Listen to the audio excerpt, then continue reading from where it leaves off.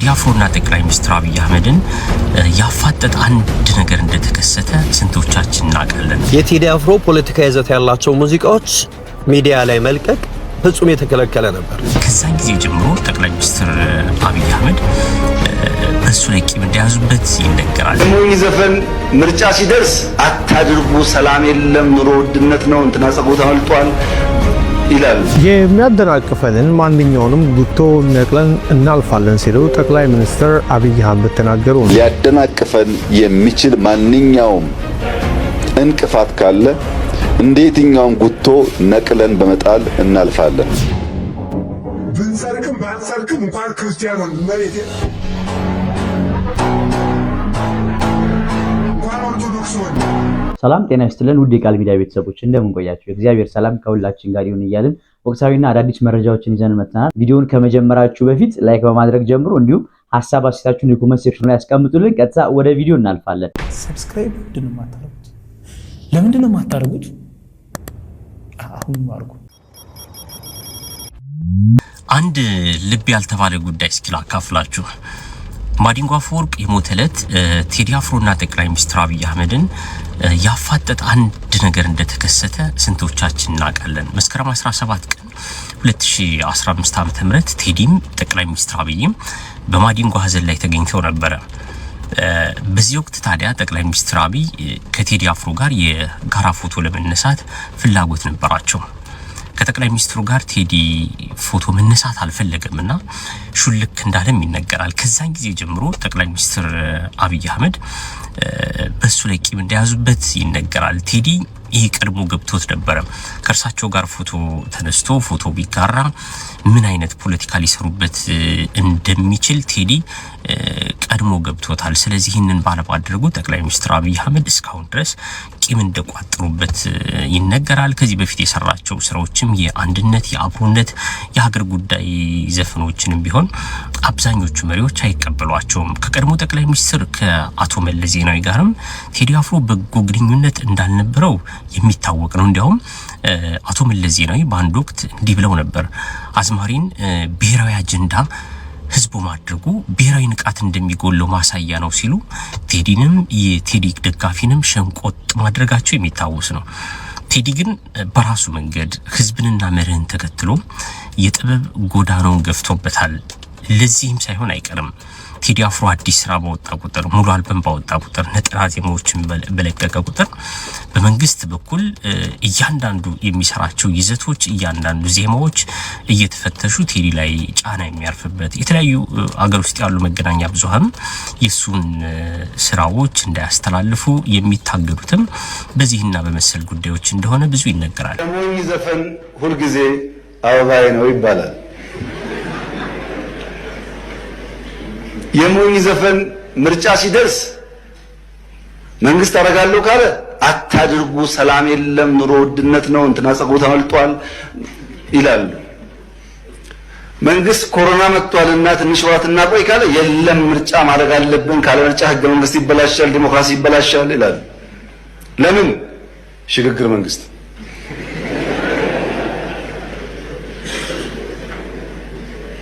በየትኛው የአፍሪካ ሀገር ውስጥ ምርጫ ሳይደረግ ቀርቶ የሽግግር መንግስት የተፈጠረው?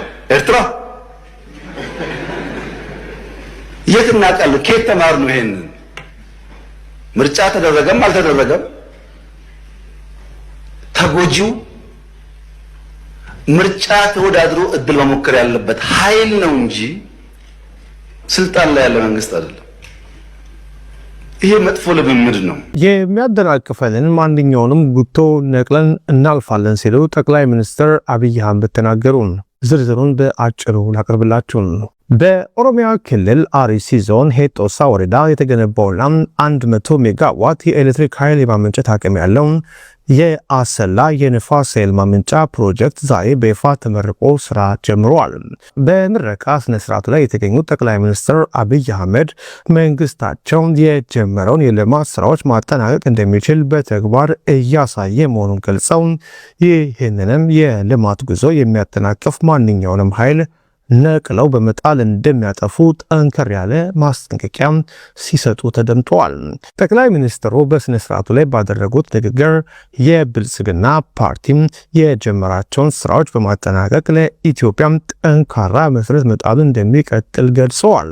ስራ ሳይጀመርና ሳያልቅ ያመኑትንና አብረው የቆሙትን አካላት አመስግነው መንግስት የጀመረውን እንደማያቋርጥና አጠናቆ ማሳየት መቻሉን በተግባር ማስመስከሩን ተናግረዋል። አብይ በዚሁ ንግግራቸው ወቅታዊውን የፖለቲካና የጸጥታ ሁኔታን በተመለከተ እጅግ ጠንካራ መልእክቶችን አስተላልፈዋል። መንግስታቸው የጀመረው ጉዞ በደም መሰረት የቆመ በብዙ ውጣ ውረድ ስቃይና ችግር ያለፈ በመሆኑም በማንኛውም ጩኸት እንደማይናወጥ ተናግረዋል። ጠቅላይ ሚኒስትሩ በቦታው የተከሉትን ግዙፍ የነፋስ ኃይል ማመንጫዎችን ወይም ተርባይኖችን በምሳሌነት በማንሳት አሁን ትናንሽ እዚህ ከተከላቸው ማመንጫዎች የአንዱን ያክል እንኳን ነፋስ የማያንቀሳቀሱ አጀንዳዎች የሚያውኩን ሰዎች አይደለንም በማለት የገጠሟቸውን ተግዳሮቶች ቀል አድርገው ገልጿቸዋል። የህዝብን ህይወት ለመለወጥ በሙሉ ልብና አቅም እየሰሩ መሆናቸውን ያረጋገጡት አብይ ይህንን የልማት ጉዞ ሊያደናቅፍ የሚችል ማንኛውም እንቅፋት ካጋጠማቸው ግን እንደ የትኛውም ጉቶ ነቅለን በመጣል እናልፈዋለን ሲሉ ተናግረዋል። ነፋስ የማያንቀሳቅሱ አጀንዳዎች የሚያውኩን ሰዎች አይደለንም። ሊያደናቅፈን የሚችል ማንኛውም እንቅፋት ካለ እንደ የትኛውም ጉቶ ነቅለን በመጣል እናልፋለን። ስራ ስንጀምር ጨርሰን ሪቫን ስንቆርጥ ያላመናችሁ የኛ ጸሎት እድሜ ይስጣችሁ፣ ደጋግመን እናሳያችኋለን። እኛ ደጋግመን መፈጸም አናቆምም። እናንተም ደጋግማችሁ ማየት እንድትችሉ ጤና እንመኝላችኋለን። የጀመርነው የብልጽግና ጉዞ በየትኛውም አይነት ጩኸት እንዳይናወጥ በደም መሰረት ያቆምነው ስለሆነ በብዙ ውጣ ውረድ፣ በብዙ ስቃይ፣ በብዙ ችግር ያለፈ ስለሆነ አሁን ትናንሽ እዚህ ከተከልናቸው ፋርሞች የአንዱን ያክል ንፋስ የማያንቀሳቅሱ አጀንዳዎች የሚያውኩን ሰዎች አይደለንም። የምናደርገውን እናውቃለን። የምናደርገው የህዝባችን ህይወት እንደሚለውጥ እናምናለን። የህዝባችን ህይወት እስኪለወጥ በሙሉ ልብ በሙሉ አቅም ስራችንን እንሰራለን። ለዚህ ደግሞ ብቃት እንዳለን በተደጋጋሚ ስላሳየን ከዚህ በኋላም የሚሞከሩ ሙከራዎች ካሉ በዚያው መንገድ የሚቀጥል ይሆናል። የጀመርነውን ልማት እንቀጥላለን። ግራቀኝ ሳንል ፎከስድ ሆነን በትብብር መንፈስ የልማት ጉዟችንን እናስቀጥል። ከዚህ ውጭ ያለው አማራጭ የጥፋት የጉዳት አማራጭ ብቻ ነው። የ4 ዓመቱ የመንግስት ለውጥ ተስፋ ያስቆረጠ ይመስላል። ለዛም ነው ዶፍ ዶፍ ቢዘንብ እሳት ሀገሬን ላረሳት ቃላለኝ ኖሬ ሞቼም ልክሳት በማለት ለሀገሩ ቃል የገባው። ቴዲ ለሚወዳት ሀገሩ መስዋዕት ለመክፈልም ዝግጁ እንደሆነ በግልጽ በዚህ በአዲሱ ነጠላ ዜማው ተናግሯል። ቴዲ በዚህ 4 ዓመት ውስጥ የታዘበውን ፖለቲካዊ ጉዞ በአንድ ነጠላ ዜማ አስቃኝቶናል። የለውጡ መንግስት ብልጭልጭ ነገር የሚወድ ስር መሰረት የሌለው በፕሮፓጋንዳ በውሸት የታጀለ ዘረኝነት ውስጥ የተዘፈቀ እንደሆነ ተናግሯል። ድምጻዊ ቴዎድሮስ ካሳሁን በዚህ ሙዚቃ ውስጥ ለምን ተስፋ ቆረጠ የሚል ሰው አይጠፋም። ቴዲ ለውጡን መንግስት ደግፎ ነበር። ማስረጃ አቅርብ ብትሉ ጠቅላይ ሚኒስትር አብይ አህመድ ወደ ስልጣን የመጡ ሰሞን ድጋፉን ሰጥቷል። ጠቅላይ ሚኒስትር አብይ አህመድ ያኔ ወደ ስልጣን የመጡ ሰሞን የሚያደርጓቸው ንግግሮች ለኢትዮጵያ ህዝብ ያላቸውን ፍቅር ሲገልጹ የተመለከተው ህዝብ ሳይቀር ቴዲ አፍሮ ጃ ያስተሰርያል በተሰኘው ሙዚቃ ላይ ለኢትዮጵያ የሚያስፈልጋት ማንዴላ፣ ለኢትዮጵያ የሚያስፈልጋት ሙሴ ነው ብሎ የዘፈነው መሪ መጣ በማለት ህዝቡ በደስታ ጠቅላይ ሚኒስትር አብይ አህመድን ተቀብሏል። ማንም ተነስና ድጋፍ ስጥ ሳይባልም ሰኔ 16 2010 የኢትዮጵያ ህዝብ አደባባይ ላይ ወጥቶ ለዶክተር አብይ አህመድ ድጋፍ ሰጥቷል። ያኔ ታዲያ ጥበብን የሚከታተሉ ግለሰቦች ለዚህ ለውጥ መመስገን ያለበት ቴዲ አፍሮ ነው፣ ምክንያቱም የጥላቻን ግድግዳ ሰባብሮ እንደ ማንዴላ ያለ መሪ፣ እንደ ሙሴ የሚያሻግር መሪ እንዲመጣ ትንቢት ስላስቀመጠ ብለው ነበር።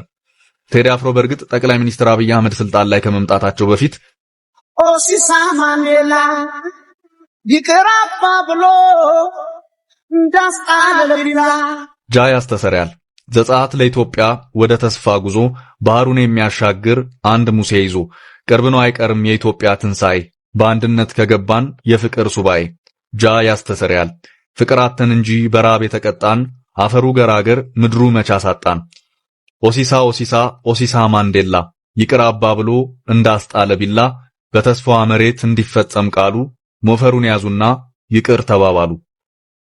አው ቴዲ ይቅር ተባባሉ ወደ ፍቅር እንጓዝ ብሎ ከ15 ዓመት በፊት ሲዘፍን ነበር።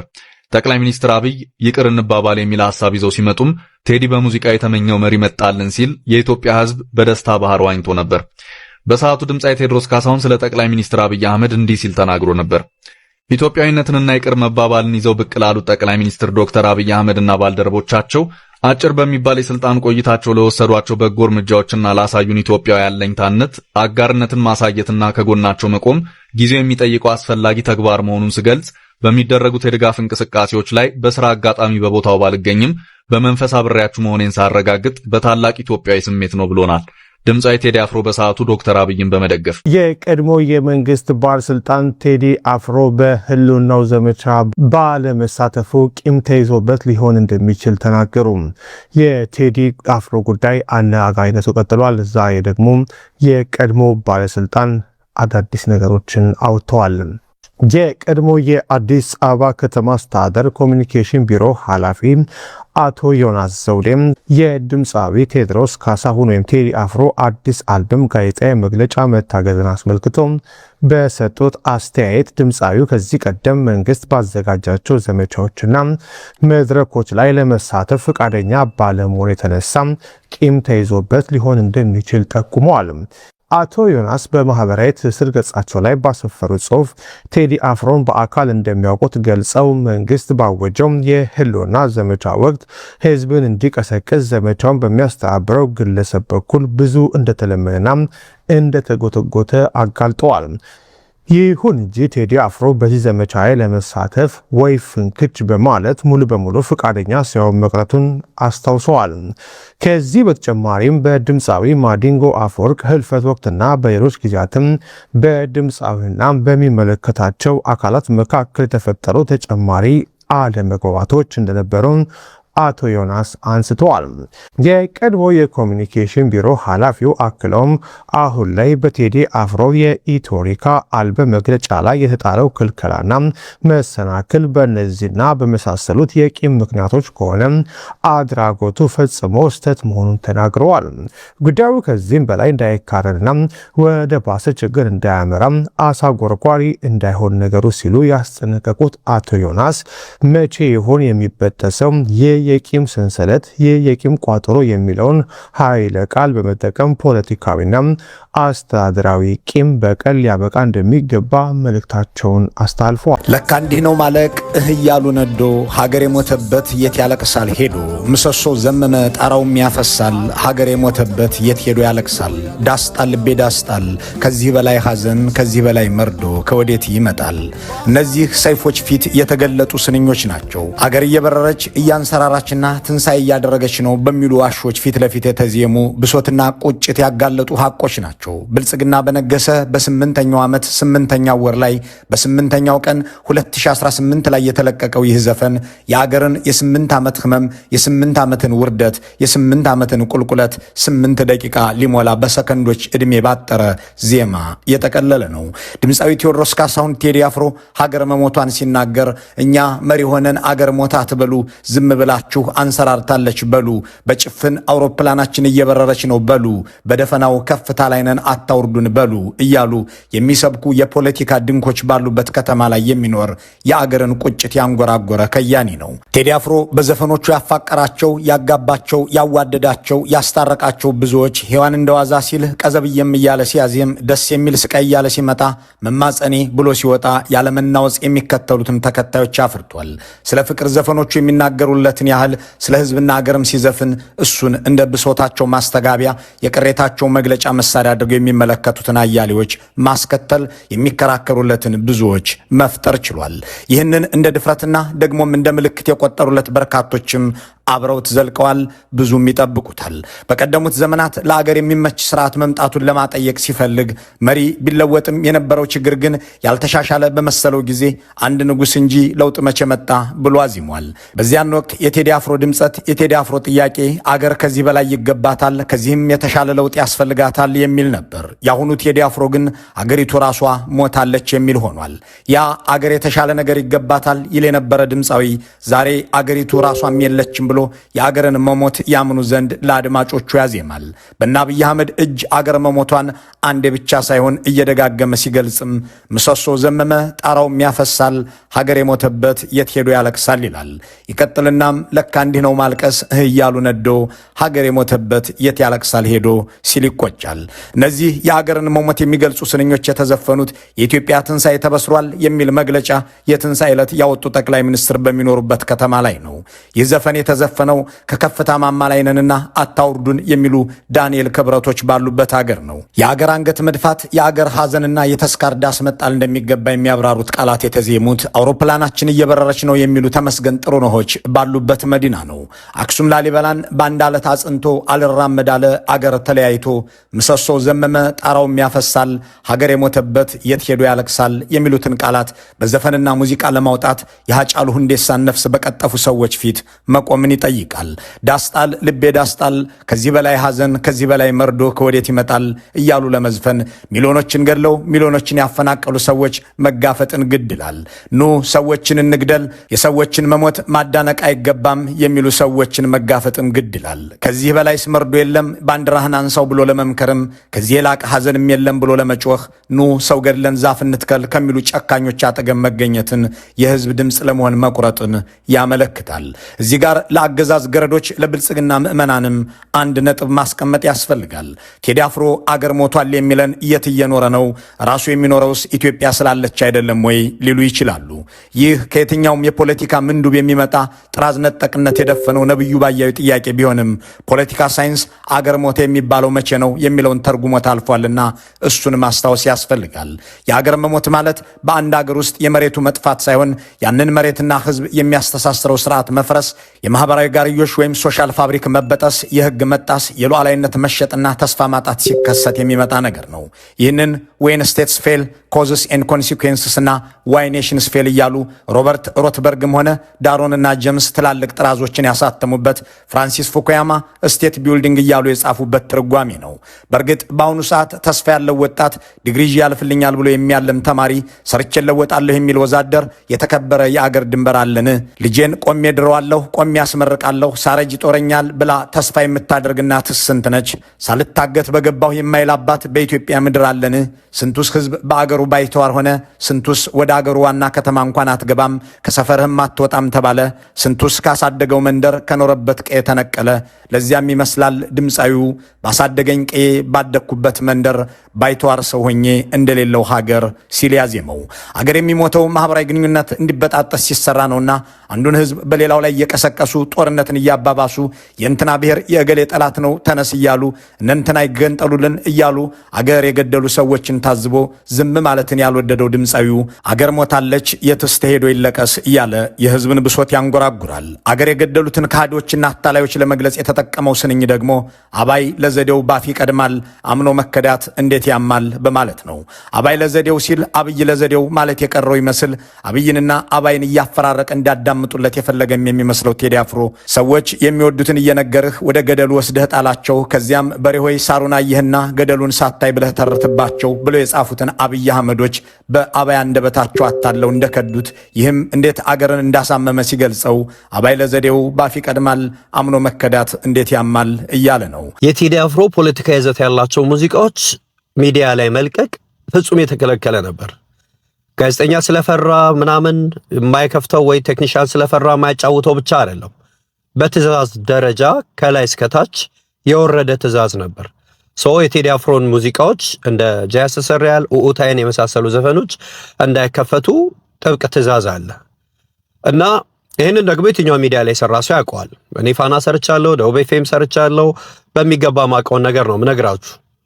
እና አንዴ ፋና ምን አጋጠመ፣ እኔ ከመግባቴ በፊት ያጋጠመ ነገር ነው። ቴክኒሻን ሳያቅ የቴዲ አፍሮን ጃያስ ሰሪያል ማጫወት ይጀምራል እና እሱን ዘፈን እንደከፈተ ሲያቅ አስቆመና ሌላ ሙዚቃ ቀየረ ደንግጦ። በዛ መሃል ከፋና አለቆች አንደኛው የተንደረደረ 10ኛ ፎቅ ይደርሳል። ስቱዲዮ 10ኛ ፎቅ ነው የፋና ኤፍኤም 98.1። 10ኛ ፎቅ ከደረሰ በኋላ እንዴት ይህን ሙዚቃ ትከፍታለህ? የዘፈን ክልክል እንደሆነ ታውቃለህ ብሎ ይጮሁበታል። ቴክኒሻኑ ደንግጧል እና እሱ ዘፈን እንደሆነ ሳቅ እኮ አስቆሚዋለሁ ሌላ ሙዚቃ ቀይሬያለሁ ብሎ መለሰለት። አንዴ በ17 መርፌ ካለ በኋላ ብታስቆመው ባታስቆመው ምን ለውጥ አለው ብሎ ነው የመለሰለት አለቃው። ይሄ ሁሉም ሚዲያ ላይ የነበረው እውነታ ነው። ለመንግስት ቅርብ የሆኑ ወይም ደግሞ የመንግስት ሚዲያዎች ላይ ብቻ አይደለም፣ የግል ሚዲያዎች ላይ ራሱ የቴዲ አፍሮን ፖለቲካ ይዘት ያላቸው ሙዚቃዎችን ማስተላለፍ በጥብቅ የተከለከለ ነበር። ይሄ በኢህአዴግ ዘመን ነበር። በብልጽግና ዘመን እንዴት ይሆናል? ብንሰርቅም ባንሰርቅም እንኳን ክርስቲያን መሬቴ እንኳን ኦርቶዶክስ ሆነ